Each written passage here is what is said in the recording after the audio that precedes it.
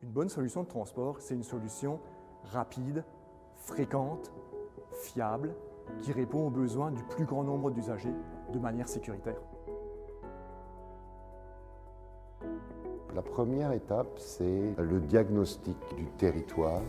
Puis après, c'est de faire aussi une analyse de la mobilité. Les points économiques sur le territoire, les facteurs générant des mouvements, les hôpitaux, les écoles, les flux de personnes, les besoins en termes de transport des gens vivant sur ce territoire-là. Pour nous, c'est très important de connaître les déplacements sociaux, la mouvance de la population, comprendre où ils vont, d'où ils viennent. Pour un projet de transport collectif, c'est le matériel de base pour commencer la réflexion. On est chanceux à Montréal, on a une quantité incroyable de données sur les déplacements et sur les habitudes de déplacement grâce à des enquêtes qui sont menées depuis plus de 20 ans par l'Autorité régionale de transport métropolitain, l'ARTM, avec qui on collabore étroitement dans ces réflexions-là. Donc l'ensemble de ces données-là sont vraiment une matière précieuse pour nos études. On identifie différents corridors et projets possibles par rapport au flux de déplacement des populations.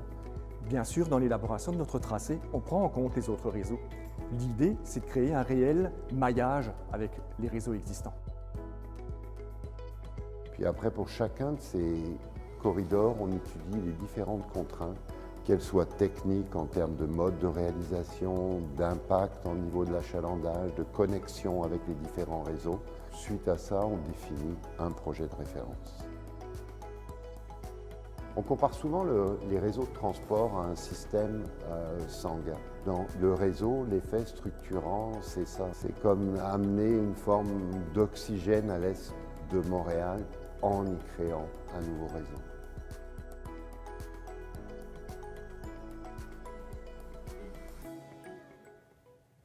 Bon midi tout le monde. Merci de vous joindre à nous. Mon nom est Déborah Cherenfant et je vais être l'animatrice de ce webinaire en compagnie de 4 panélistes qui sont actuellement présents en studio avec moi. Vous l'avez peut-être saisi avec la vidéo qu'on vient de faire passer, que la conversation d'aujourd'hui va tenir sur un sujet très précis, à savoir les considérations prises en compte dans le cadre du tracé du REM de l'Est. Cette activité, sachez-le, s'inscrit dans une série de conversations qui se sont déjà tenues, dont des séances d'information qui ont touché des sujets précis, des détails techniques, géographiques, auxquels vous avez d'ailleurs accès en cliquant sur le lien au bas de cette vidéo.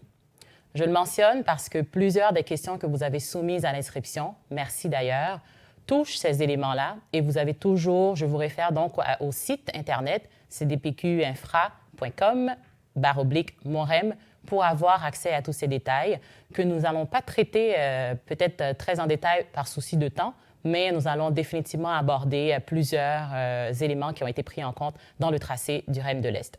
Heureusement, je ne serai pas seule dans cette conversation. J'ai bien hâte de vous présenter les panélistes qui vont se joindre à moi un petit peu plus tard. Mais tout d'abord, quelques mentions techniques pour la conversation.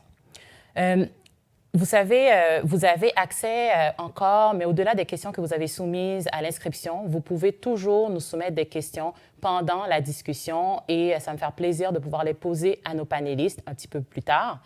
Ce webinaire est, je vous dirais, est une façon effectivement d'aller démystifier plusieurs éléments. Moi-même, en tant que citoyenne intéressée, interpellée, j'habite dans l'Est, donc c'est pour moi très important d'en apprendre un petit peu plus, de comprendre mieux qu'est-ce qui est entré en considération dans le tracé de l'Est. Et c'est certain, je l'avoue, je ne connaissais pas beaucoup sur plusieurs des éléments que j'ai eu à lire au cours des dernières semaines, donc c'est pourquoi j'ai doublement hâte de préciser plusieurs éléments qui me traversent l'esprit et qui me passent par la tête avec nos panélistes invités aujourd'hui. Par rapport aux mentions techniques également, vous savez, il y aura au cours des prochains jours un document qui va répondre à plusieurs des questions, au-delà de 500 questions, on me dit. Et si jamais on n'a pas le temps de traiter toutes les questions aujourd'hui que vous avez soumises, il y aura un document disponible sur le site de CDPQ Infra qui va pouvoir vous amener un petit peu plus de précision sur les éléments qui vous concernent. Permettez-moi de présenter maintenant nos panélistes. D'abord, mesdames, Valérie Lagagnière, directrice marketing et développement au groupe C. Lagagnière. Bonjour Valérie. Bonjour, Déborah. Virginie Cousineau est directrice affaires publiques à CDPQ Infra. Bonjour, Virginie. Bonjour, Déborah. Denis Handlauer est directeur principal stratégie de transport à CDPQ Infra. Bonjour, Denis. Bonjour, Déborah. Et Pierre Barriot, président Gris Orange Consultant Inc. et chargé de cours Histoire de la ville, urbanisme et planification des transports. Bonjour, Pierre. Bonjour à tous. Ces panélistes ont été choisis et invités pour, comme je vous le disais un petit peu plus tôt, aborder cette conversation sur les considérations en lien avec le tracé du REM de l'Est. C'est une conversation qu'on va tenir sur 3 perspectives différentes. La perspective historique, que Pierre va amener un petit peu dans quelques instants, la perspective du développement de l'Est, dont nous allons parler avec Valérie, et la perspective des analyses de CDPQ Infra que Virginie et Denis, bien évidemment, vont être en mesure d'amener. Je vais commencer d'ailleurs avec vous, Pierre, parce que ce n'est pas la première analyse qui se fait dans l'Est pour un projet de ce type, avec un tracé de ce type. Pouvez-vous nous faire, en quelques minutes, bien évidemment, un tour historique de ces grands projets? Quelles ont été les leçons apprises de ces différents tracés et qu'est-ce qu'on peut en tirer aujourd'hui avec ce qui nous concerne dans la conversation? Avec grand plaisir. Alors, premièrement, il faut comprendre l'Est de l'île de Montréal. Outre le réseau routier, était historiquement desservi par 2 modes de transport, à savoir une ligne de tramway qui desservait l'axe Notre-Dame jusqu'à l'extrémité Est, et aussi une ligne de train de banlieue qui, pendant certaines années, était sur le sud et a été déménagée après la Deuxième Guerre mondiale sur le côté nord. Et à travers les années suivant la Deuxième Guerre mondiale, avec le transfert vers les voitures de plus en plus et le déclin du transport en commun, ces projets-là, ces infrastructures-là ont été éliminés une à une pour arriver à uniquement un réseau d'autobus tel qu'on le connaît maintenant. Et puis, dans les années 60, la Ville de Montréal va se lancer dans un grand exercice de réflexion sur la relance du transport collectif sur l'île de Montréal et sa région. Et dans le cadre de tout ce travail-là, en 1967, ils vont lancer la vision Horizon 2000, qui est une vision à très long terme du transport collectif et de l'aménagement urbain. Et comme qu'on peut voir sur la carte actuellement, qui est à votre écran, on voit plusieurs lignes qui étaient desservies pour l'est de l'île de Montréal, mais cette vision-là ne sera jamais réalisée, outre le tronçon de l'est de la ligne verte et un petit morceau de la ligne bleue. Néanmoins, les études vont se succéder une après l'autre et pendant longtemps, la vision va être de desservir l'est à la fois par la ligne verte sur le sud et le prolongement de la ligne bleue vers le nord jusqu'à Montréal-Nord. Et cette vision-là va justement venir aider à la planification de l'occupation du territoire dans ces secteurs-là. Puis, en 1983, on change un peu la vision et là, soudainement, on va avoir quelque chose d'intéressant. C'est-à-dire que la vision disait que les projets étaient insuffisants, il fallait plus d'infrastructures dans l'Est. Donc, on voit la ligne 5 du métro, la ligne bleue, donc qui est prolongée plus vers Montréal-Nord, mais vers Anjou. Et la réalisation de la ligne 6 qu'on voit sur le haut de l'écran, dans l'axe Sauvé, plus ou moins, et aussi des projets pour mettre une ligne de système léger sur rail automatisé, un peu comme le REM, dans l'axe de P9. Et on va sauter un peu, là, on va se résumer à quelques études, mais après, en 84, on voit l'abandon de la ligne jusqu'à Rivière-des-Prairies.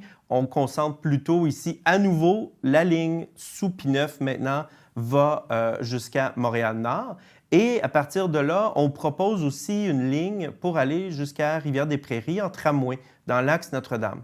Et ce qui est intéressant ici, c'est que la quasi-totalité des gens qui auraient pris ce réseau-là devaient se rabattre sur la ligne verte pour se rendre au centre-ville en transport en commun. Le problème qui va émerger dans ces études subséquentes après ça, c'est qu'on a un problème de capacité. La ligne verte ne peut pas desservir les populations qui utilisent la ligne verte, mais aussi la ligne sous P9 et la ligne jusqu'à l'est ne peuvent pas toutes se rabattre sur la ligne verte pour se rendre au centre-ville parce qu'on a un problème de capacité. Et cette capacité-là, qui avait un peu en 84, a disparu à travers les décennies et ça va amener un changement dans la réflexion. On ne peut plus juste construire un réseau dans l'Est, Il faut construire un réseau dans l'Est, mais ce réseau-là doit se rendre au centre-ville. Sinon, le métro va être en sursaturation. Et dans cette réflexion-là un peu, on a ramené en 86, malgré tout, la ligne dans le nord, dans l'objectif de transférer une partie des gens vers le centre-ville, mais cette vision-là aussi avait des problèmes techniques. Et après 86, il y a une certaine pause pendant les études. On commence à réfléchir train de banlieue à nouveau et l'économie est plutôt problématique et les études disparaissent et s'arrêtent. Et dans les fins des années 90 et début 2000, on relance la réflexion sur comment desservir l'est de l'île de Montréal en transport en commun et on identifie deux axes significatifs, à savoir l'axe de P9 vers le nord et l'axe Notre-Dame vers l'est. Et la vision qui avait été développée finalement, c'était des corridors parfois d'autobus, parfois de tramway, qui auraient desservi ces deux corridors-là pour ensuite amener les gens jusqu'au centre-ville via Notre-Dame et René-Lévesque. La seule portion de ça qui a été réalisée, en fait, c'était la portion P9 en autobus qui est actuellement en construction. L'entièreté de la ligne Est-Ouest n'a pas été réalisée et comment emmener les gens directement sans transfert de la ligne de P9 au centre-ville n'était pas résolu non plus dans le cadre de ce projet qu'on a réalisé seulement son tiers. Et après ça, on arrive à aujourd'hui avec le nouveau projet. Pierre, j'aimerais peut-être vous entendre pour les néophytes comme moi, qui n'ont peut-être pas vu l'historique de ces différentes études qui ont été réalisées par rapport aux besoins du territoire. Pouvez-vous me dire ou nous dire aux personnes qui nous écoutent pourquoi essentiellement ces différents projets n'ont pas abouti? Qu'est-ce qui a manqué? Est-ce que c'est une volonté politique? Est-ce que c'est une mobilisation citoyenne? Est-ce que ce sont des besoins, effectivement, de capacité, comme vous le mentionnez? C'est quoi l'élément fondamental? En fait, il y a eu, premièrement, la capacité financière était très limitée à l'époque. On se rappelle, les années 80, fin 70, 80, c'est des années assez difficiles pour les finances publiques et aussi dans les années 90 avec l'objectif déficit zéro et tout ça. Aussi, dans ces périodes-là qu'on proposait ces projets-là, on s'intéressait beaucoup au développement de la banlieue. Et il y avait un exode de Montréal vers la banlieue et il fallait se pencher sur la question comment aussi desservir les banlieues parce que les ponts étaient saturés et l'État va décider d'investir massivement dans les trains de banlieue. Et c'est un peu ça, et ça, c'est une constante nord-américaine, c'est pas seulement à Montréal. Et ce qu'on voit actuellement, qu'on revient sur l'île de Montréal et qu'on délaisse un peu d'autres projets sur d'autres technologies, c'est une constante nord-américaine qu'on voit un peu partout. Parce que les finances le permettent à nouveau, au moins de rêver à nouveau. Donc, c'est à peu près le facteur ou le facteur de succès qui est réuni aujourd'hui qui fait en sorte qu'on en parle. Merci beaucoup, Pierre, pour cette mise en contexte historique très importante. Valérie, je vais me tourner vers vous. Particulièrement, on a parlé de besoins du territoire. On parle beaucoup dans l'Est, en tout cas de ma perspective au cours des dernières années, des développements dans l'Est. Vous êtes un employeur, une entreprise privée basée dans l'Est. Comment est-ce que les considérations dans le cadre du tracé du REM de l'Est vont avoir une influence sur vous et qu'est-ce qui est important comme résident, j'ai envie de dire, personne présente dans l'Est? Qu'est-ce que ça va changer? Bien, en fait, ça va changer la donne à plusieurs niveaux, Déborah. Je voudrais juste, avant, dire que le REM est vraiment un projet porteur dans l'Est de Montréal et puis nous ramener un petit peu en contexte parce qu'effectivement, il y a un engouement sans précédent pour l'Est de Montréal depuis quelques années, 2 ou 3 ans. Et c'est quelque chose, il y a un momentum politique et économique et il y a une volonté de développement de ce territoire-là qui est vraiment gratifiant, qui est plaisant, ça fait longtemps que les entreprises de l'Est de Montréal attendaient. Et puis, c'est vraiment, on est très satisfait de voir enfin qu'on a l'impression que le projecteur est braqué sur l'Est de Montréal. Puis dans le contexte de ce que ça va apporter pour les employeurs, en novembre 2019, il y a la Chambre de commerce de l'Est de Montréal qui a créé c'était une grosse table de concertation à laquelle notre entreprise a participé, ainsi que plusieurs autres employeurs privés de l'Est de Montréal, le livre blanc qui s'intitule « Ça se passe dans l'Est ». Ce livre blanc-là, qui a été quand même bien moussé là, sur plusieurs tribunes à l'époque, parlait de 3 axes, soulignait 3 axes qui étaient vraiment des besoins criants des employeurs de l'Est de Montréal, puis tout du tissu socio-économique imbriqué autour, pour pouvoir permettre vraiment une revitalisation réelle du territoire. Les 3 axes étaient les suivants. Pour le premier, on avait la décontamination des terrains de l'Est et la mise à niveau des infrastructures. Ensuite, on avait le renforcement des entreprises et des industries déjà présentes sur le territoire, ainsi que les industries émergentes. Et en 3e lieu, on avait la mise sur pied carrément, en fait, là, d'un système structurant de transport en commun qui allait vraiment oxygéner le territoire et permettre l'afflux de travailleurs dans l'Est pour que les entreprises puissent connaître un nouvel essor, un nouvel envol et s'extirper un petit peu du passif industriel et environnemental auquel est attaché là, depuis plus de 100 ans l'Est de Montréal. Oui, est-ce qu'il y avait d'autres éléments que vous voulez rajouter? Parce que moi, j'ai une question tout de suite à laquelle je pense. Je peux la prendre, puis je continuerai après. Oui, définitivement, parce que vous mentionnez novembre 2019 pour la présentation de ce livre blanc, puis on sait tout ce qui s'est passé en mars 2020. Est-ce que, comme dans tout au cours de la dernière année et demie, a été accéléré? Est-ce que ces besoins ont été exacerbés ou ça a été mis sur pause le temps de trouver d'autres solutions ou d'autres ajustements à ces besoins que vous avez identifiés? C'est une bonne question, Déborah. En fait, je pense que le livre blanc est tout à fait encore pertinent au moment où on se parle parce que, bon, il y a eu depuis ce temps là, des investissements, des subventions qui ont été données pour la décontamination de l'Est de Montréal. Mais c'est sûr que l'annonce du REM en décembre dernier vient vraiment... pas cristallisé, mais vient vraiment être la cerise sur le sundae, finalement, là, du livre blanc qui avait été proposé à l'époque. Donc, je ne pense pas que c'est désuet. Je pense qu'au contraire, ces axes-là ont vraiment été bien repris puis que chacun, à leur façon, ils sont travaillés pour amener l'Est vraiment ailleurs. Pour dire sur la map, là, tantôt dans la vidéo, j'entendais que comme quoi un réseau de transport, c'est un petit peu comme un système sanguin dans un corps. Mais je pense que c'est vrai aussi. Puis si Montréal est un poumon, et le poumon économique du Québec, l'Est en fait partie aussi et l'Est a hâte de pouvoir y contribuer. Puis je pense que le REM va permettre à l'Est de vraiment venir s'imbriquer, du moins du point de vue des employeurs, là, sur la map montréalaise. Merci beaucoup, Valérie. Denis, je me tourne vers vous pour savoir jusqu'à quel point les éléments mentionnés par Pierre, donc perspective historique, ceux mentionnés par Valérie, les besoins dans le cadre de développement de l'Est, ont été pris en compte dans les analyses de CDPQ Infra pour le tracé du REM de l'Est, justement. Alors, en effet, écoutez, Déborah, ça fait 18 mois que l'équipe de CDPQ Infra travaille pour présenter ce que nous avons présenté au mois de décembre dernier. C'est un travail qui est parti du départ, c'est-à-dire de la matière première, les études historiques, les besoins de déplacement, la compréhension de la mobilité du secteur avec un diagnostic. On a réfléchi à on a regardé comment les gens bougent, mais aussi comment ils voudraient bouger. Et clairement, la présentation que Pierre nous a fait tout à l'heure montre un peu tous les besoins qui ont été identifiés au cours des dernières décennies, parce que là, on parle de plusieurs décennies.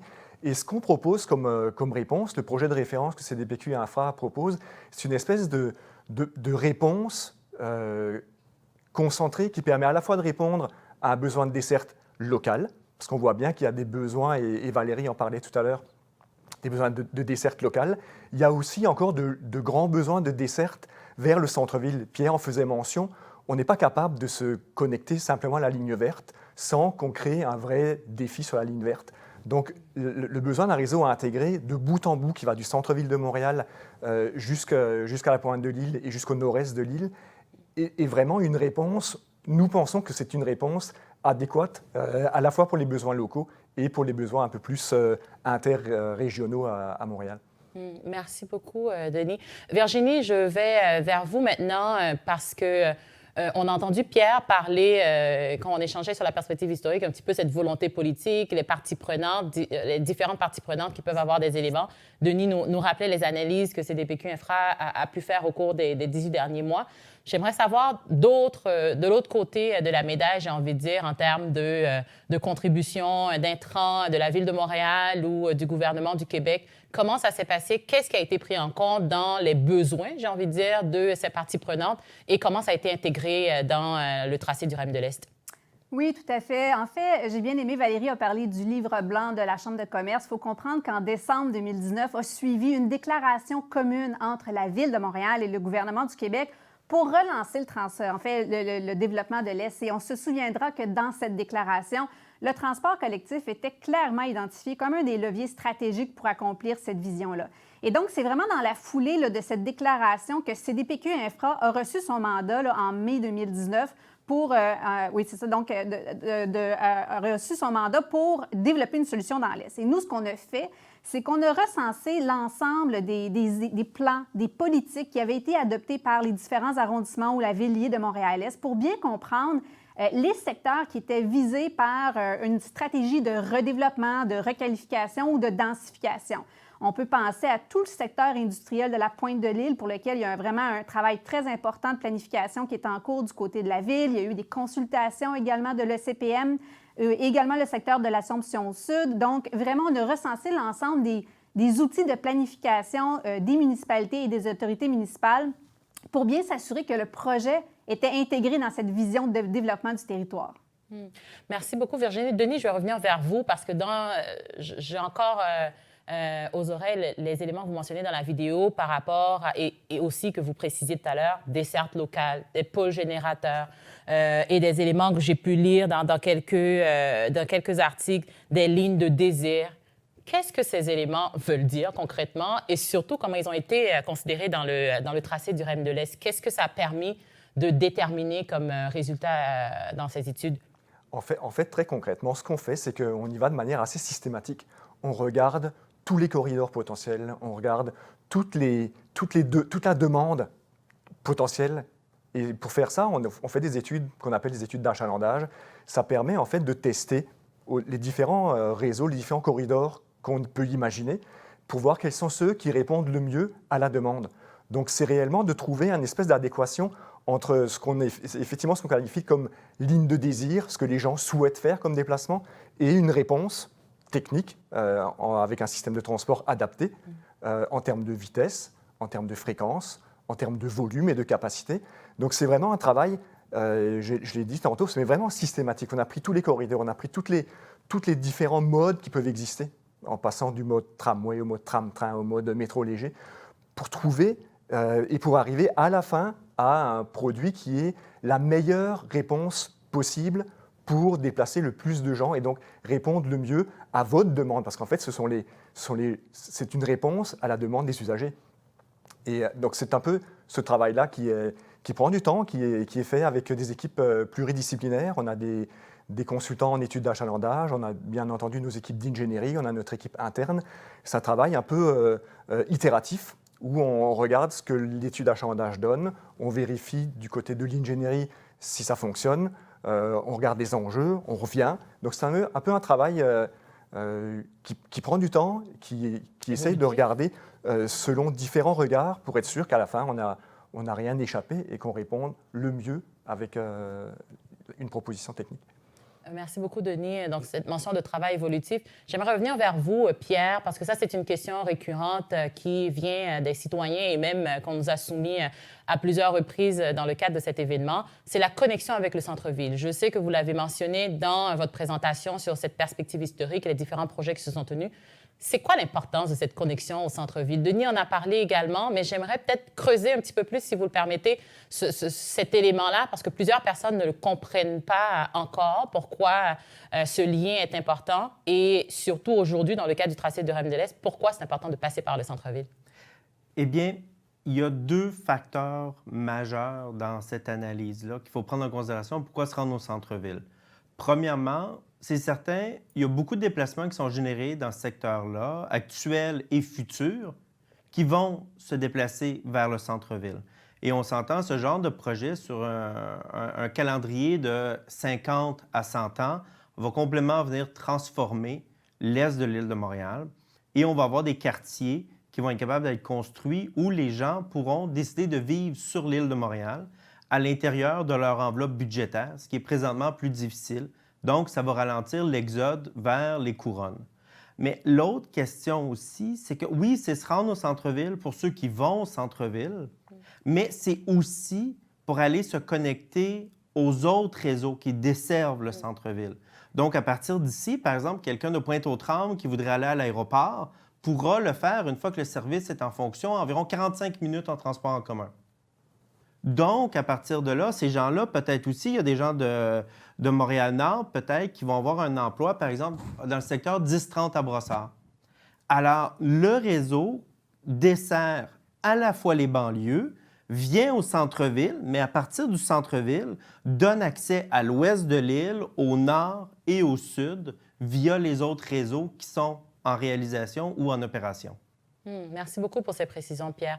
Valérie, j'aimerais me tourner vers vous parce que parmi les critiques de ce projet, c'est le fait que ce soit un projet immobilier, un projet technologique, peut-être qu'il ne met pas de l'avant l'intérêt public. Vous êtes un groupe immobilier. Qu'est-ce que ça veut dire pour vous, justement, ce projet-là, au-delà d'être un employeur, une entreprise privée, mais également précisément dans ce secteur d'activité? Parfait. Je veux juste apporter une précision. On n'est pas un groupe immobilier. On est vraiment une entreprise qui fait des services de décontamination et de traitement de sols contaminés. Merci pour la précision. Pas de problème. Ceci dit, pour les entreprises comme nous, en fait, j'aime bien quand Pierre dit que ça va permettre aux usagers d'amener les gens vers la ville, mais ça va également permettre des gens de la ville de venir dans l'Est de Montréal. Ça, c'est la perspective aussi qui est un petit peu peut-être partagée plus davantage au niveau des employeurs.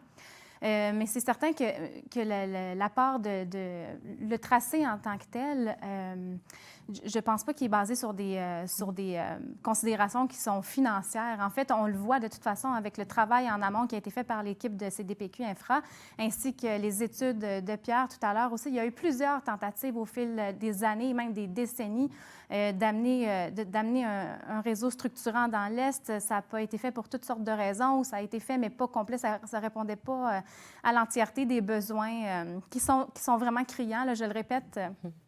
Parce que j'ai l'opportunité, mais il reste que les considérations, je pense, qui sont vraiment basées sur les besoins actuels, comme Denis disait tout à l'heure aussi, sur les besoins futurs de déplacement de la population, et que c'est vraiment bien arrimé avec l'emplacement des pôles d'emploi dans l'Est de Montréal également. Merci beaucoup, Valérie. Virginie, l'intérêt public.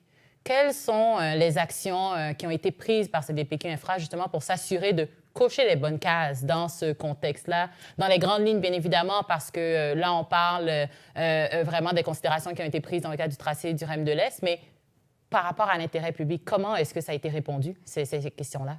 Bien, écoutez, Déborah, je pense que Denis a bien expliqué que dans toutes nos analyses, ce qui est au cœur, c'est les besoins de mobilité des gens de l'Est et du Nord-Est de Montréal. Donc, on a vraiment placé le citoyen, ses besoins au cœur de nos analyses. Et aujourd'hui, c'est ce qui nous amène à proposer un projet, en fait, qui dessert des communautés, qui dessert des pôles d'emploi comme le groupe Lagonière, qui dessert des institutions de santé comme tous les hôpitaux comme Maisonneuve-Rosemont, Louis-Hippolyte Lafontaine. Donc, ça, c'est la première chose. C'est qu'on vient vraiment répondre aux besoins de la population de l'Est. L'autre chose, c'est qu'on est présentement dans une grande tournée de consultation publique. On veut vraiment que les gens aient l'opportunité de nous expliquer comment ils voient que ce projet-là va contribuer à leur mobilité, va améliorer leur qualité de vie. Et s'ils ont des suggestions, des commentaires, on va les prendre. On est vraiment au début de la planification du projet. Il y a encore 2 années devant nous avant d'arriver à un projet qui est prêt pour construction. Et on veut vraiment mettre à contribution la société civile, les citoyens, pour bonifier le projet. Alors encore là, c'est un autre exemple de comment on place l'intérêt public, le citoyen, au centre de notre travail. Merci beaucoup, Virginie. Pierre, quelles sont les conditions gagnantes? Je vais aller vraiment droit au but. Les conditions gagnantes pour un bon tracé? Bien, je vous dirais, de manière générale, un tracé doit répondre à un besoin existant. Ça, c'est la première chose. Mais au-delà du besoin existant, il y a aussi le besoin à long terme. Et il faut comprendre, un projet comme cela, il ne faut pas le planifier uniquement pour les besoins actuels, parce qu'il vient complètement transformer le secteur. Je vous donne l'exemple, il y a une ligne de tramway, la première qui a été construite à Los Angeles, la ligne bleue. Quand ils l'ont construit, l'achalandage était de moins de 20 000 usagers par jour. En 2019, on était rendu à environ 130 000 usagers par jour. On n'a pas nécessairement transformé significativement les quartiers autour des stations. C'est qu'à long terme, les gens qui vivaient là se sont dit « Moi, ça ne m'intéresse pas, je ne l'utilise pas, je déménage ailleurs. » Mais soudainement, les gens qui voulaient vivre proche des stations déménagent là. Et lorsqu'ils vont vouloir se chercher un emploi, ils vont décider de prendre un emploi qui est sur le bord de la ligne. Alors, les études d'achalandage, c'est bien, Mais il faut comprendre, c'est un pouvoir transformationnel qui dure 50 à 75 ans et qui refaçonne complètement la vie. Et c'est pour ça, le tracé, il faut le penser pour les besoins d'aujourd'hui, mais aussi les besoins d'avenir. Le futur besoin. Merci beaucoup, Pierre. Denis, j'ai une question d'une citoyenne que je vais vous communiquer. Audrey Coton, merci beaucoup pour votre question. Qu'avez-vous fait concrètement, donc j'insiste sur l'aspect concret, Denis, pour évaluer comment les citoyens veulent bouger? Alors ça, c'est une question qui est très technique, mais la manière dont on s'y prend, c'est qu'on tient compte des enquêtes origine-destination pour évaluer les déplacements existants. Les déplacements existants, très souvent, sont complexes, surtout quand il n'y a pas de réseau structurant. Les gens prennent un bus, un deuxième bus, des fois prennent le métro. En sortant du métro, ils reprennent un bus.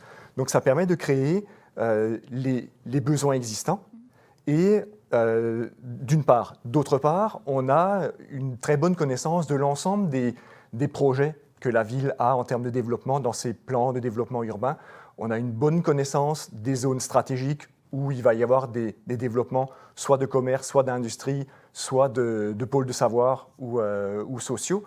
Et comme on connaît les poches d'habitation et les zones de densification à venir, on est capable de faire un lien entre l'existant et le futur. Donc c'est un peu technique, mais ça nous permet de modéliser dans nos modèles de déplacement quels sont les besoins existants et quels sont les besoins futurs. Valérie, Virginie a mentionné tout à l'heure que CDPQ Infra était dans une démarche de consultation. Oui. Avez-vous une recommandation particulière à leur soumettre dans le cadre de cet exercice? Bien oui, c'est ça. Premièrement, je pense qu'il faut se dire deux choses. La première, c'est qu'il n'y a pas de projet parfait. Ça n'existe pas. On tend vers la perfection le plus possible. C'est pour ça qu'il y a des experts qui sont avec nous ici aujourd'hui. La deuxième chose, c'est que pour parler du processus de consultation au niveau employeur, c'est déjà ça fait plusieurs fois déjà qu'on a des consultations là, de notre côté en tant que partie prenante sur le territoire de l'Est de Montréal. Donc, je salue quand même la démarche qui a été faite en toute transparence dans les derniers mois. Ceci dit, c'est certain que nous, de notre part, au niveau du tracé, on aimerait bien voir une station dans Montréal-Est comme telle, dans la ville de Montréal-Est, donc entre Contrecœur et celle de la Rousselière, Contrecœur et Saint-Jean-Baptiste, c'est ça, il y a quand même un long tracé qui n'est pas desservi. Maintenant, je comprends qu'il y a le tracé, qu'il y a tout le transport intermodal qui vient s'imbriquer aussi à travers les stations, mais c'est certain qu'en tant qu'employeur, si on peut vraiment avoir une desserte directement dans Montréal-Est, ça serait une suggestion que je pourrais apporter de mon côté. Sinon, pour l'instant, je pense qu'il faut laisser le processus aller aussi. Puis j'ai l'impression que le comité d'experts qui a été nommé va pouvoir nous suggérer là, toutes sortes de choses, notamment au niveau de l'intégration de la trame urbaine, tout ça. Je pense qu'on est quand même collectivement entre bonnes mains aussi pour voir le reste des choses aller. Merci Valérie, parce qu'effectivement, je regarde, puis je me rappelle, il y avait une question d'une citoyenne, particulièrement entre ces deux points-là, Contrecœur et Saint-Jean-Baptiste, qu'est-ce qui va se passer? Puis je pense on va pouvoir poser la question un petit peu plus tard par rapport au choix des stations précisément, mais ça faisait partie des préoccupations d'une citoyenne et j'imagine que c'est le cas pour d'autres également. Virginie, je vais peut-être terminer la boucle avec vous sur ce sujet. Dans le cadre d'une vision de développement de territoire, bien évidemment, on parle de l'Est de Montréal présentement. C'est quoi la vision d'arrimage, j'ai envie de dire, pour intégrer ces différents éléments par rapport au projet de l'Est? Oui, bien écoutez, vous savez, depuis l'annonce publique du projet et bien en amont de ça, on travaille avec plusieurs parties prenantes, nos partenaires en fait, que sont la Ville de Montréal, le gouvernement du Québec, l'Autorité régionale de transport métropolitain. Donc, ce sont toutes des autorités qui ont, dans le fond, un pouvoir dans la planification du territoire. Et on travaille en coordination avec tous ces parties prenantes-là pour s'assurer, dans le fond, que le REM de l'Est soit développé en concertation puis dans une vision intégrée. Alors, il y a des comités de travail hebdomadaires qui sont en place et, dans le fond, je vous dirais même qu'il y a déjà des outils de planification de la Ville de Montréal qui sont en train de s'ajuster justement avec l'arrivée du REM de l'Est. Je peux penser au PPU des Faubourgs dans le centre-ville, mais également tout le secteur de l'Assomption Sud sur lequel l'arrivée d'une station contribue à réaliser la vision de développement qu'a la Ville pour ce secteur-là. Donc, il y a vraiment une intégration et un arrimage qui se fait dans le cadre d'une gouvernance importante qui est en place. Merci, Virginie. Pierre, j'ai une question aussi un petit peu technique qui nous vient de la plateforme. puisque vous en avez parlé d'ailleurs, cette complémentarité avec les réseaux existants, donc je vous la pose. Plusieurs citoyens sont concernés par justement cette complémentarité avec les réseaux existants et planifiés entre le réseau de métro et d'autobus et les réseaux projetés de SRB et de la ligne bleue. Où sont concrètement les connexions avec les réseaux existants et comment peut-on s'assurer de cette complémentarité? Peut-être que Denis, à un moment donné, va pouvoir compléter, mais je commence avec vous. Oui, bien, si on voit sur la carte, si la technique peut la présenter, on voit premièrement, lorsqu'on a un carré habituellement sur la carte, c'est une station qui est intermodale. Alors, le tracé de la branche Est vers Pointe-aux-Trembles connecte au métro à Honoré-Beaugrand. La branche nord-sud connecte aussi sur la ligne verte à la hauteur du métro L'Assomption. Ensuite, à la station P9 Sud, ils pourront connecter donc sur le SRB nord-sud de P9. Ensuite, à la station La Belle, on est à environ 2 coins de rue de métro Berry-UQAM, donc la possibilité de faire un transfert au niveau de la rue relativement rapidement. La station Saint-Urbain, on est à 2 coins de rue de la station Place des Arbres. Et la station Robert Bourassa, on est tout près de la gare centrale. En fait, on est tout juste avant. Donc, à partir de là, on a quand même un maillage qui est intéressant. Et j'oublie, non le moindre, quand même, la station Lacordaire qui va venir se brancher sur la ligne bleue, qui est un autre maillon fondamental de la desserte de l'Est de l'île de Montréal. Merci beaucoup, Pierre. Denis, des éléments à rajouter, peut-être? Oui, Déborah, peut-être en complément de ce que Pierre dit. Et donc là, on est en train d'évoquer l'ensemble des stations intermodales avec des modes lourds qui existent déjà. Donc essentiellement, c'est le métro de Montréal. J'ajouterais aussi qu'on est en train de faire un travail, Virginie l'a dit tout à l'heure, on se rencontre de manière hebdomadaire avec la Société de transport de Montréal, avec la RTM, avec les autres opérateurs de la rive nord, de la rive sud et d'Exo, pour réfléchir à la manière dont on va rabattre les services d'autobus aux autres stations. Alors ça peut être les stations intermodales dont on vient d'évoquer le nom, mais aussi d'autres stations où ça vaut la peine d'avoir une interconnexion qui est bien faite entre un réseau d'autobus qui arrive, qui passe dans le coin, ou qui serait dévié vers cette station-là, de façon à ce qu'on ait le maillage le plus fin. Le secret d'un réseau qui fonctionne bien, c'est son intégration dans les autres réseaux. C'est un maillage, plus il est fin, plus les fréquences sont bonnes, plus les vitesses sont élevées, plus les gens vont avoir une chance de débarquer de l'auto pour embarquer dans le transport collectif. Denis, pendant que vous avez la parole, j'ai une question encore une fois très précise que je vais vous adresser. Il y a des citoyens qui se questionnent sur le choix de l'axe René-Lévesque qui a été retenu pour le centre-ville. Est-ce que vous pouvez nous en dire plus? Bon, l'axe René-Lévesque, c'est un axe qui est par rapport à la ligne orange et par rapport à la ligne verte, qui est entre les deux. Puisque la ligne orange passe un peu plus au nord, la ligne verte passe un petit peu plus au nord, la ligne orange passe un petit peu plus au sud, dans la partie de son tronçon centre-ville, et elle vient se connecter à la gare centrale. Ce tronçon-là vient aussi se connecter, comme Pierre l'a mentionné tout à l'heure, à quelques encablures de la station Berry-UQAM. On est dans le cœur encore aujourd'hui, et la pandémie va finir par être chose du passé. Et on va finir par retrouver un centre-ville qui est un centre-ville vibrant où l'activité économique se passe en grande partie.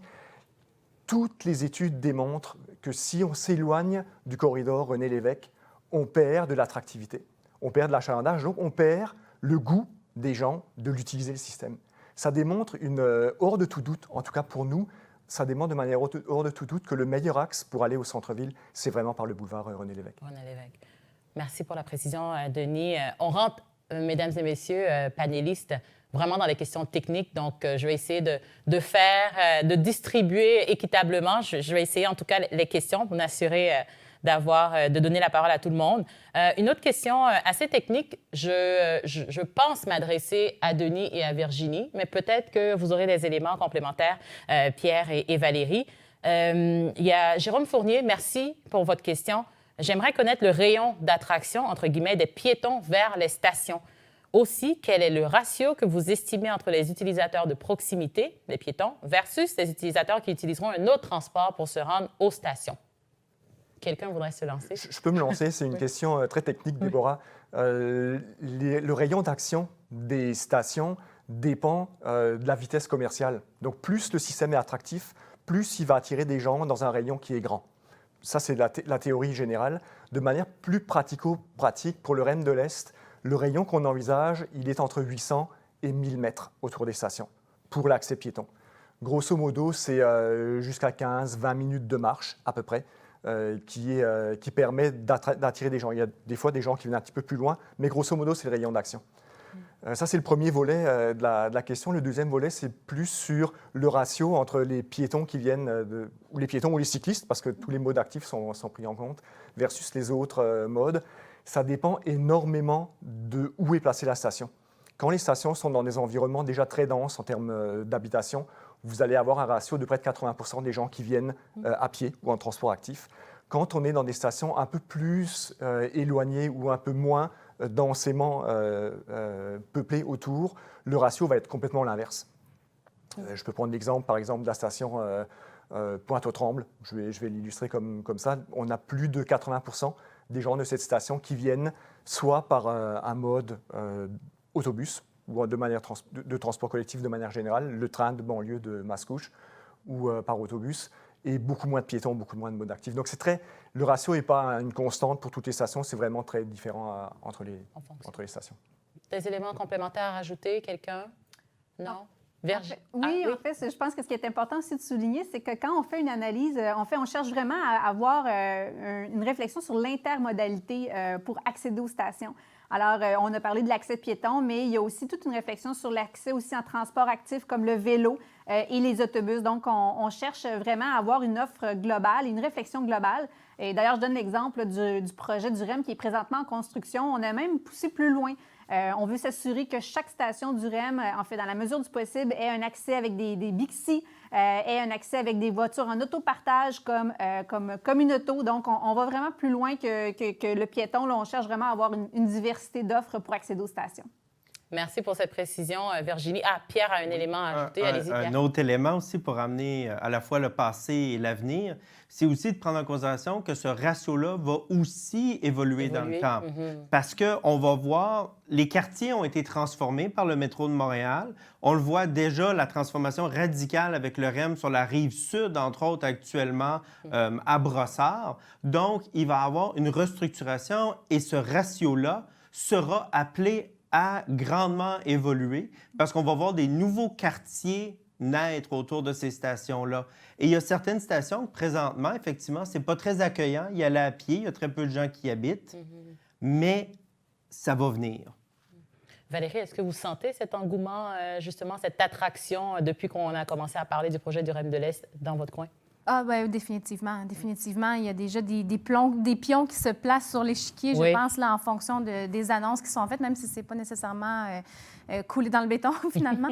Mais je suis d'accord avec ce que Pierre vient de dire aussi. Je pense qu'il faut vraiment se mettre dans une perspective durable, là, de développement à plus long terme. Je pense vraiment que l'arrivée du REM va créer un vivre ensemble local qu'on n'a pas tant dans l'Est de Montréal encore. Donc, c'est sûr que, tu sais, au niveau d'attirer des travailleurs, donc des familles, donc des commerces de proximité, c'est quelque chose qui va se greffer. Qui va venir se greffer exactement autour du REM. Donc, c'est difficile de prévoir. Je pense que c'est le travail de CDPQ Infra aussi de prévoir à très long terme. Effectivement, je pense que la démographie de certains secteurs va changer en conséquence de ça. C'est trop un projet structurant pour ne pas que ça crée plusieurs changements alongside. Et puis, je dirais même, excusez-moi pour l'anglicisme, et puis, je dirais même que ça va changer vraiment le portrait de l'Est d'une façon très positive. C'est vraiment, là, dans l'Est de Montréal, pour nous, là, en tant qu'employeurs, c'est pas compliqué, c'est vraiment le chaînon manquant dans la revitalisation du territoire. Très bien dit. Merci beaucoup, Valérie. Virginie, tout à l'heure, vous parliez de ce maillage, Bixi, Communauto, etc. Vous avez d'ailleurs précédé avec votre réponse une question d'une citoyenne, Janice Crawford, que je remercie d'ailleurs pour le lien Bixi. Mais j'aimerais revenir vers vous parce que vous avez parlé de cette consultation que CDPQ Infra va mettre en place parce qu'on a une question d'un citoyen qui se questionne justement sur ces mécanismes de rétroaction que met en place CDPQ Infra. Comment est-ce que vous allez faire le suivi suite aux propositions qui vont être faites? Est-ce que vous allez contacter directement les citoyens? Comment ça va fonctionner tout ça? Oui, donc c'est important de rappeler là, tous les canaux de communication qui sont en place là, justement pour échanger avec la population. D'abord, on a eu des séances d'information la semaine dernière. Toutes ces séances-là sont disponibles en ligne et toutes les questions qui ont été posées lors des séances vont être documentées avec les réponses écrites, mais également celles qu'on n'a pas eu l'occasion de poser en séance. Et c'est la même chose qui va se produire pour les consultations publiques. Je rappelle qu'il y a 6 séances de consultation publique qui vont se tenir à partir de la fin mai jusqu'à la Saint-Jean-Baptiste. Alors encore là, tous les commentaires vont être consignés et nous allons émettre un rapport de l'ensemble de ce processus de consultation là, d'ici la fin de l'été, début de l'automne, en amont des audiences publiques du Bureau d'audience publique en environnement, le BAP, qui aura lieu en 2022. Et c'est important de le rappeler parce que le BAP, c'est une instance indépendante avec des commissaires indépendants nommés par le gouvernement qui vont encore là, eux aussi, inviter la population à venir se prononcer et à commenter le projet. Donc, c'est vraiment plusieurs étapes de consultation, mais tout sera consigné, rendu public sur notre site Internet et on veut vraiment être en mesure de répondre le plus précisément possible à l'ensemble des questions qui nous sont adressées. J'ai une question. Pendant que vous avez la parole, Virginie, je vais aller directement avec vous.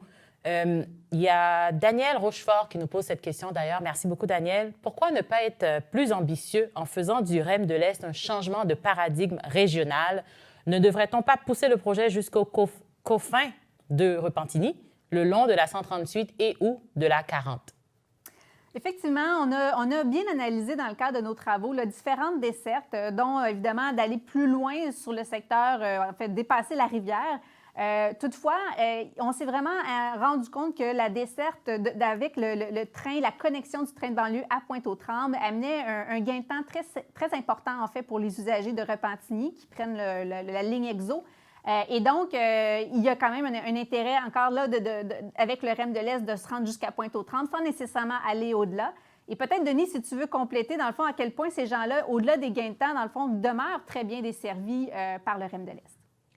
Effectivement, Virginie, vous avez à Repentigny, il y a des lignes d'autobus est-ouest qui longent la rue Notre-Dame, qui utilisent également l'autoroute 40, pour lesquelles d'ailleurs le gouvernement a annoncé la mise en place de voies réservées. Toutes ces lignes-là se rabattent aujourd'hui essentiellement au métro Radisson.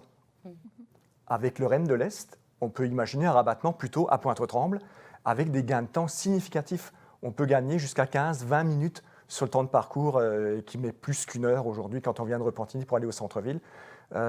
Et finalement, aller un peu plus loin. Il faut rappeler que le REM de l'Est, c'est un métro léger. Hein. Donc, ça a une vocation un petit peu plus de concentration, un peu plus de densité. Dès qu'on traverse la rivière, on arrive dans la première couronne. Il y a du monde. Il y a vraiment du monde. Et toutes nos études nous démontrent que les temps de parcours qu'on est capable d'obtenir avec un bon réseau de rabattement d'autobus qui sont fréquents, qui sont rapides, qui sont sur des voies réservées, qui viennent se connecter à la station de Pointe-aux-Trembles ou un petit peu plus loin, offrent un gain de temps majeur et répondent en totalité en fait, à la demande qui provient de la couronne. Pierre, des éléments à rajouter historiques peut-être par rapport à cette demande? Bien oui, partant de l'adage que justement Rome n'a pas été bâtie en un jour, c'est un peu la même chose ici. Il faut voir ce projet comme étant la 5e, 6e phase de la construction du réseau de transport collectif montréalais qui a débuté en 1961 avec la première portion du réseau de Montréal, du métro. C'est intéressant de voir en seulement quelques années, moi je me rappelle, lors des consultations publiques sur la phase 1 du REM, moi je leur avais dit, il faut déjà commencer à penser la phase 2. Et puis plusieurs m'ont dit, Pierre, tu es un rêveur, la phase 1 va s'occuper des besoins pour les 50 prochaines années, on n'aura pas besoin. Et moi j'ai dit quand même, il faut réfléchir dès maintenant les investissements futurs. Et ici, il ne faut pas le voir comme étant une infrastructure qui restera comme ça, statique, pour les 50-100 prochaines années. Il faut le voir comme une infrastructure qui répond aux besoins actuels, mais elle doit être planifiée pour des prolongements ultérieurs et aussi des nouvelles lignes. Et à partir de là, il ne faut pas se décourager. Si les études et la classe politique ont décidé, par exemple, qu'on va se rendre jusqu'à Pointe-aux-Trembles, ça ne veut pas dire que dans 5, 10, 15, 20 ans, à mesure que l'Est se transforme, eh bien, Repentigny va se transformer aussi. C'est un point... Ah, allez-y, Denis. Oh, Déborah, je voulais juste rajouter sur ce que disait Pierre. Rappelez-vous que ce tracé-là qu'on propose aujourd'hui, c'est un tracé qui ne fait rien d'autre que diviser par deux les temps de parcours entre Pointe-aux-Trembles et le centre-ville, et entre le cégep Marie-Victorin et le centre-ville. On divise par deux. On passe de plus d'une heure à 30 minutes et moins. Donc cette première étape est une bougie d'allumage en fait, sur tout ce qui va se passer tout le long du parcours, mais également tout ce qui va se passer un petit peu au-delà. Et Pierre a parfaitement raison, je me souviens très bien de son intervention au BAP quand il disait planifier la phase 2. Je ne pensais pas que ça allait venir aussi vite. Et très sincèrement, on est tout à fait conscient que cette possibilité à moyen et à long terme va exister. Et si je me permets juste un autre petit élément historique, quand Jean Drapeau avait mis en place son projet en 1961 de 2 lignes de métro Est-Ouest au centre-ville, il s'était fait ramasser, mais pas à peu près. Les médias étaient contre, les citoyens étaient contre. Ça l'a amené la Ville de Montréal au bord du gouffre financier. C'était de la folie. Le métro serait jamais plus qu'à moitié plein.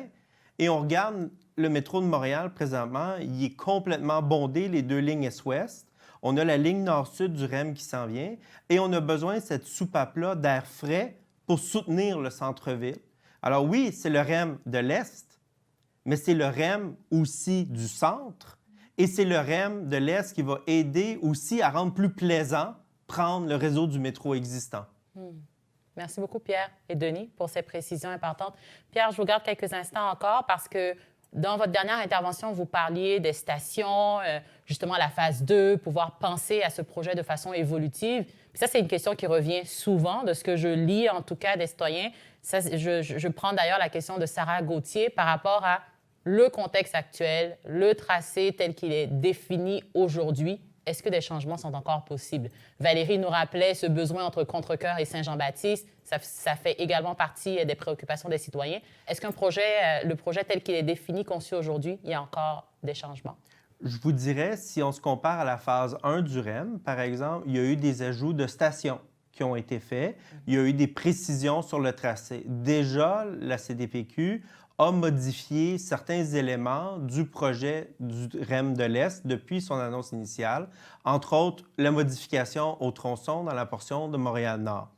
Il y a encore du travail, de la consultation à faire. Il n'y a aucun projet qui est parfait. Moi, quand j'explique à mes étudiants, j'utilise toujours le critère de « is it good enough ». Est-ce que le projet est suffisamment bon pour aller de l'avant? Et une fois qu'on a un projet qui est suffisamment bon, là débute le travail de perfectionnement et de rendre le projet le meilleur possible. Donc, qui rejoint ce que Valérie nous disait un petit peu plus tôt. Donc, ce n'est pas un projet parfait qu'on cherche, mais un projet suffisamment bon pour le démarrer. J'ai une question, parce qu'on parle bien évidemment d'inclusion. On a un citoyen qui se demande, Carl Norbert. Merci, Carl, pour votre question. Est-ce que tous les arrêts seront accessibles pour les personnes à mobilité réduite? Je m'adresse précisément, bien évidemment, à Denis et à Virginie pour cette question. Est-ce que l'accessibilité, je poursuis, universelle est un critère important dans le développement du réseau? Peut-être une question plus large à laquelle Pierre pourrait contribuer également. Virginie, allez-y. Oui, peut-être commencer sur un point, parce que j'ai vu que M. Norbert avait aussi posé une question sur encore une citation à Montréal-Est, comme Valérie le proposait. Nous, c'est l'important, et puis j'ai beaucoup aimé les commentaires de Pierre, de voir en fait que le projet est évolutif dans le temps. Le grand avantage d'une structure aérienne comme on propose, entre autres dans l'axe de Sherbrooke, c'est que dans le futur, c'est toujours possible de rajouter des stations.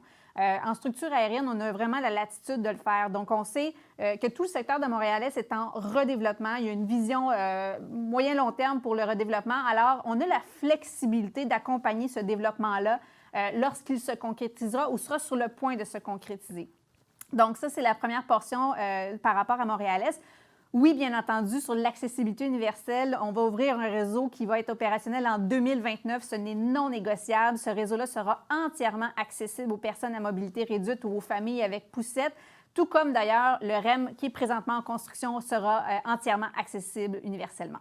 Parfait. Des éléments à rajouter, Denis, Pierre? Rien à rajouter, si ce n'est que quand on prend l'accessibilité universelle comme une prémisse de départ, on construit la station en ayant cette accessibilité universelle en tête et ça crée une accessibilité pour tous les autres. Donc, ce n'est pas quelque chose qu'on traite à part. Dès le départ, la station est accessible universellement avec tous les usagers. Ça donne la chance à ceux qui n'ont pas besoin d'assistance d'avoir un accès qui est également facilité pour eux. Et pour continuer, ma première maîtrise, en fait, était sur l'accessibilité du transport en commun à Montréal dans une perspective historique. Et ce qu'on s'est aperçu, c'est qu'on a fait l'erreur à Montréal, à l'époque où déjà à Washington, qui construit dans les années 60-70 son métro et qui est le premier métro 100% accessible, à Montréal, on a décidé de ne pas prendre cette route-là. Et on le sait maintenant, c'est une erreur. Dans les années 80, quand on a fait la ligne bleue qui n'était pas accessible pour soi-disant sauver de l'argent, ce qu'on s'aperçoit, c'est que ça coûte maintenant 10 fois plus cher en accessible une station que si on l'avait planifié pour la rendre accessible dès le début. Et maintenant, c'est complètement inacceptable de faire aucun réseau de transport en collectif non accessible. C'est une question de droit. Et il ne faut pas oublier, les personnes qui ont des problèmes de mobilité réduite sont des payeurs de taxes. Alors, ils ont aussi droit aux services publics. Et comme a dit bien Denis, les personnes qui utilisent l'accessibilité, les mesures, c'est tous les citoyens qui en bénéficient, pas seulement les personnes qui ont des limitations majeures. Ça peut être la mère avec sa poussette, ça peut être quelqu'un qui glisse sur la glace d'un trottoir puis qui se casse une jambe. C'est tous ces gens-là, mais aussi la personne avec son chariot d'épicerie ou qui est allée chez Ikea puis qui a acheté trop de choses. Pierre, j'ai l'impression que vous adressez à moi directement. Pour les 5 dernières minutes qui nous restent pour cette conversation ce midi, j'ai 2 questions rapides, 2 dernières questions de nos citoyens. Je vais vous demander d'être très bref dans votre réponse parce que j'aimerais bien vous poser à vous 4 une question pour terminer. Denis, quand seront disponibles les études d'achalandage sur lesquelles CDPQ Infra s'est basé pour le projet? On est encore en train de travailler sur les études se poursuivent au fur et à mesure que le projet de référence prend forme. Et pour vous l'éclairer vraiment rapidement, au fur et à mesure qu'on connaît le tracé mieux, on connaît mieux les vitesses, on connaît mieux l'attractivité, et donc on fait une mise à jour un peu itérative. Ce qui est sûr, c'est qu'après cette phase-là de dimensionnement, on va faire des études d'achalandage qu'on appelle des études bancables, qui sont beaucoup plus solides, qui vont être déposées avec toutes les autres études en amont des consultations publiques qui vont être menées par le BAP. Donc tout ça, ça sera disponible avant les études, avant les audiences du BAP. Parfait. Dernière question de Fouad Osmani que j'adresse à Virginie. À propos de périmètre d'attraction, aura-t-on des grandes aires de stationnement à la station Pointe-aux-Trembles pour les habitants de Repentigny, par exemple? En fait, ce qui est prévu au niveau de Pointe-aux-Trembles, c'est de pouvoir utiliser le stationnement déjà existant de la gare d'Exo. Donc ça, c'est une première chose. On a également un stationnement qui est planifié au niveau de la station Rousselière. Donc ça, présentement, là, dans la pointe de l'île, c'est les 2 espaces de stationnement qui sont prévus.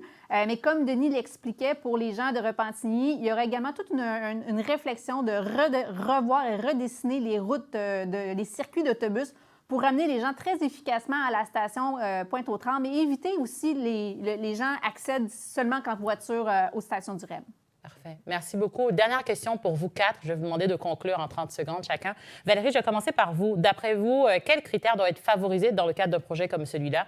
L'interconnectivité, la desserte des pôles importants, la connexion au centre-ville, la fréquence, la rapidité? Quel élément pour vous, de votre perspective, serait le plus important dans un projet comme celui-là? Eh bien, en fait, je pense qu'ils sont tous très importants. J'entends parler aussi d'accessibilité tantôt. Il me semble que ça va vraiment de soi. Je rappelle qu'amener des gens vers l'Est est aussi important qu'amener les gens vers le centre-ville, du moins de notre perspective. Mais je pense que l'interconnectivité est très importante, évidemment. Et puis, de notre côté, là, ce qui est suprême, je pense, là, comme considération, j'en ai déjà eu l'occasion de discuter de ça avec Virginie, c'est vraiment que les échéanciers en bout de ligne soient respectés aussi. Donc, on parle quand même de 10 ans, de 2029 à 2030 en mise en fonction. Je sais que le temps passe vite, mais c'est quand même un 10 ans. Il ne faudrait pas non plus suffoquer là, un territoire qui a besoin de tout cet oxygène-là. Donc, j'espère vraiment, là, je pense que le timing est un facteur déterminant de notre côté. Très bon point, Valérie. Merci beaucoup. Pierre? Quels sont les éléments qui seraient le plus importants dans un cadre de projet comme celui-là? Interconnectivité, rapidité, fréquence? Moi, je vous dirais, en fait, ce serait premièrement la rapidité de la réalisation de l'infrastructure. Parce qu'au-delà de ça, oui, le service, c'est important. La vitesse, l'interconnectivité et le maillage à tout le réseau, c'est fondamental. Mais si on veut soutenir la croissance économique et démographique de Montréal à moyen et au long terme, on ne peut pas le faire sans investissement dans ces infrastructures-là. Et que ce soit ce projet ou une autre itération, ce qui compte, c'est de... On a peur de voir la pépine arriver, il faut au contraire l'accélérer pour donner de l'air à Montréal et débuter la transition énergétique. Virginie?